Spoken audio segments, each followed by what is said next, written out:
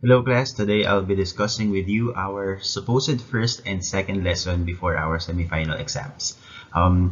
This will be very quick. We are combining two lessons here, but surely this will be very easy for you to understand as you probably have encountered and have been using these concepts in your daily lives. Let's begin. So for this discussion, we'll be focusing on persuasion and rhetorical appeals together with logic and reasoning. For our objectives, here they are.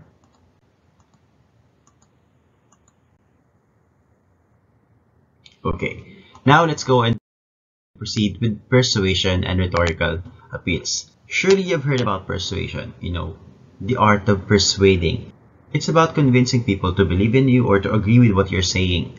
And you may not be aware, but you're actually using this for a lot of instances in your lives, like when you're asking for your parents' permission, when you're convincing your friends to do an activity that they don't really like, or simply by choosing the food you're going to eat for lunch or for snack.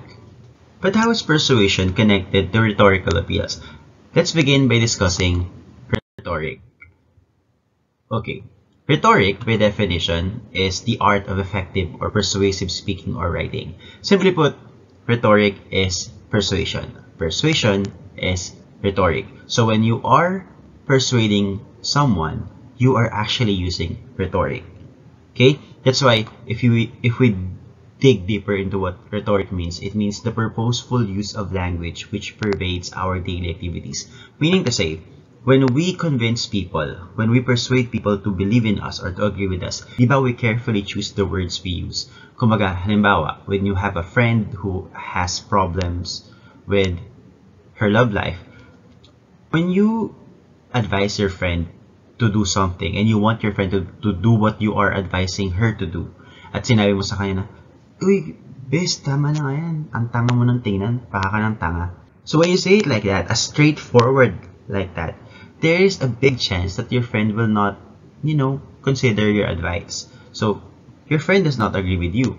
But if you carefully choose your words, you purposefully use your language to persuade your friend and maybe say, friend, I've been your friend for a long time and I don't want anything bad to happen to you. And this one, your relationship with that person, I think it's bad for you already. Parang nakakasama na siya sa'yo. So, with that, with the words you chose for that statement, somehow you get to connect to your friend, nagagamitan mo siya ng emotional appeal. And by doing so, there's a bigger chance that your friend would agree with your advice at baka sundin ka niya. So, in rhetoric, in persuasion, this is the purposeful use of language. You carefully select your word, your diction, okay, your choice of words to make sure that you get your audience belief or agreement with what you're saying. And let's go to a rhetorical situation.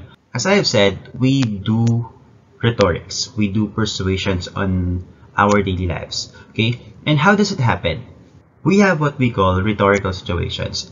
It is the context in which we interpret a reading or when we compose a piece of writing or a visual. Simply put, a rhetorical situation is a moment in our lives wherein we see a problem and then we do something, like we compose a writing, we compose a speech or a visual to convince our audience to believe in us. So that's the rhetorical situation, a persuasion situation.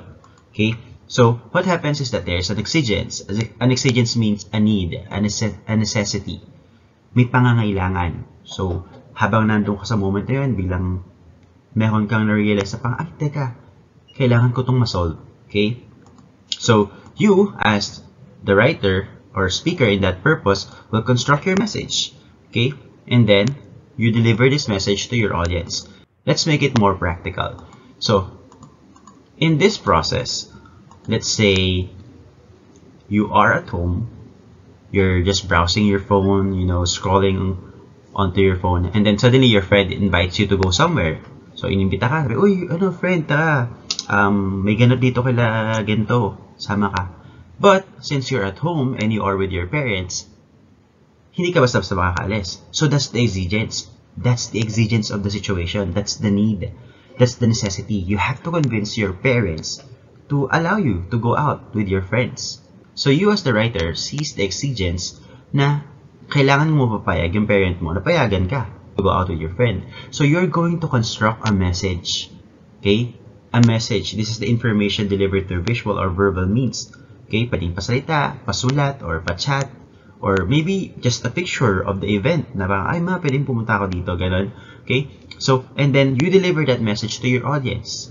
And in this situation, your parent. And then, your reader or your audience, your mother, has the capability to resolve the exigence. Meaning, if your parent allows you, agrees with you na sige pumunta ka, then na-solve yung exigence, na-solve yung need or yung situation. Okay? But kung hindi, yun nga lang, meaning hindi mo sila na-convince. That's why you have to carefully, purposefully use your language to construct your message to make sure that your audience will agree with your proposal. Okay? So that's the rhetorical situation. Every day in our lives, we engage into situations wherein we need to convince people to agree with us or to believe in us for us to do what we want to do. Okay? Now, in convincing people, there are actually a lot of ways to do so. And according to Aristotle, who is the father of communication, there are certain rhetorical appeals that you can use. Simply put, these are persuasion techniques that you can use when you try to convince people. The first one is ethos. The second one is pathos. And the last one is logos. Well, these words are, kind of technical as they are from Aristotle, but they are very easy to understand. So in Aristotle's mode of persuasion or techniques of persuasion, otherwise known as rhetorical appeals, he talked about ethos, logos, and pathos as means to persuade other people to believe in a particular point of view. Meaning, when you try to convince people, these are the techniques you can use to do so. Okay? And they are often used in speech writing and advertising to sway the audience. Of course, as we are very much familiar with advertisements, with commercials, their goal is to entice people, to convince people to avail their products or avail their services. So they really need to make use of these rhetorical appeals. Okay, let's begin with ethos. So what does ethos mean? This is the technique that appeals to ethics. How come it appeals to ethics? Simply put, it is convincing an audience via the authority or credibility of the persuader, be it a notable or experienced figure in the field or even a popular celebrity. Meaning to say, when you try to convince people, you convince them by putting yourself up front. Meaning to say, you use yourself. You use your background, your credibility to persuade them to believe in you. That's why if you look at a lot of commercials, advertisements on social media, on television, on posters, you would see that most of them are employing professionals like this one. This is from Safeguard, and we know Safeguard as one of the leading bath soaps in the Philippines. So you see here, there's someone who seems to be a doctor promoting Safeguard as a family germ protection soap because, again, they are putting up front the credibility of the endorser. But ethos is not necessarily just about professionals or experts in the field. It can also be about popular people, celebrities, especially those who are with good credibility, those who are trustworthy. For instance, you would see, let's say, Marian Rivera endorsing products for mothers, for mommies, for their children. So Marian Rivera, being the famous celebrity that she is, being the famous hands-on mother that she is, people will of course believe in the products she is endorsing. So this is the technique of ethos, appeal to ethics. You use the person's credibility, authority. You're using the speaker, you're using the endorser as your technique to convince people, as your means to convince people. Now, the next one is pathos. So what does pathos do? This is the appeal to emotion. This is not about the speaker anymore, but this is about the audience. So according to Aristotle, it is convincing an audience of an argument by creating an emotional response to an impassioned plea or a convincing story. So what you do when you use pathos is that you somehow manipulate the emotions of your audience to make them agree to you. So maybe if you cannot put up front your credibility, you cannot use your authority, or you're not an expert about the topic, Maybe you can use their emotions. You can steer their emotions so that they get to feel you, relate to you, and then agree with what you're saying. That's why you would notice there was an era, actually up to now, that commercials are focusing on emotional stories. They showcase emotional stories that Filipinos can relate to, so that they get affected by the product, they get affected by the sentiments of the characters or the endorsers, and of course, the product's vision and values. And in some simple examples, diba, in our daily lives, we encounter people who are toxic. Like in relationships, the ones we laugh about on social media, yung mga memes about toxic relationships, or yung mga sad boys and sad girls wherein they would give statements to manipulate the emotion of their partners. Like, halimbawa, pag di mo ko pinansin, di ako kakain. So, alam mo yun, minamanipulate yung emotion mo para mag-agree ka sa kanya, napansinin mo na siya. Or pwede rin naman na parang, pag nakipaghiwalay ka sa akin, magpapakamatay ako. Or kapag ka iniwan mo ko, hindi ako kakain ng maayos, magpupuyat ako. Whatever reasons, diba? So, that person is manipulating your emotions para lang gawin mo yung gusto niya. And that's very dangerous. You have to be very mindful of that. You have to make sure that you get or you identify people who are manipulating your emotions just for you to obey them or to agree with what they're saying. So be mindful of that.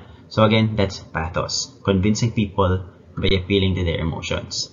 The last one, according to Aristotle, is the logos. So the ethics or the ethos is about the speaker, his or her credibility, authority, and then pathos is about the audience, their emotions. Now, the logos is not about the both of them.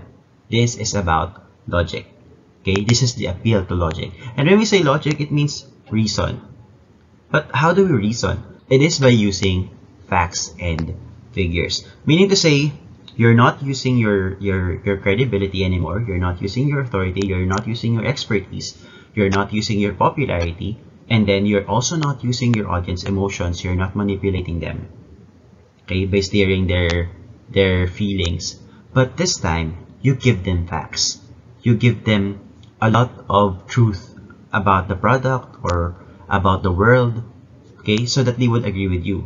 And you would see this in a lot of health and wellness products. Look at this. One of the beauty products I saw online using logos is this one.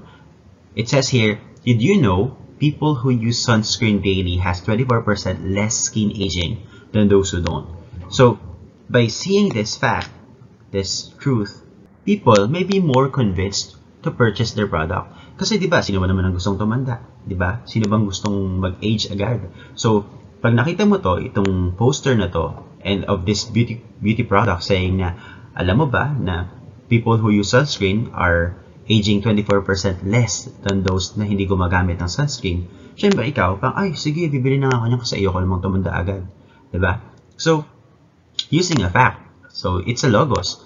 Another one is this one. So, according to Skin Elegance, these are the 5 benefits of HydraFacial.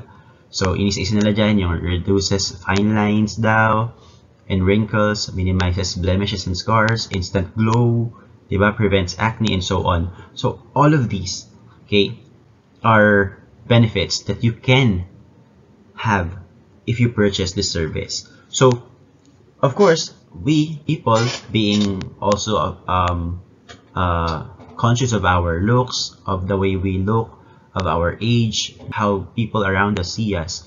So probably we would purchase this service, kasi nga ginamitan tayo ng facts, ng benefits, ng factual benefits of this service ng HydraFacial.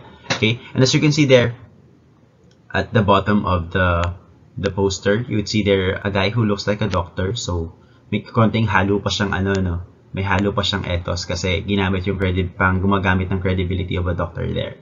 Okay? So once again, this is logos because it's using facts, figures, truth, verifiable information to convince the audience to believe in them. Okay? So once again, before we proceed to the next lesson, rhetoric is simply persuasion, and persuasion is convincing your audience to believe or agree with you. And according to Aristotle, if we want to convince people, our audience, we can use 3 techniques, and those are ethos, using your credibility or your authority, or your popularity to convince people. Then we have pathos. It is by appealing to their emotions, steering their emotions to believe in you. And the last one is this one, the logos, which means logic, appeal to logic. You're using facts, figures, truth to convince people to believe in you. Okay?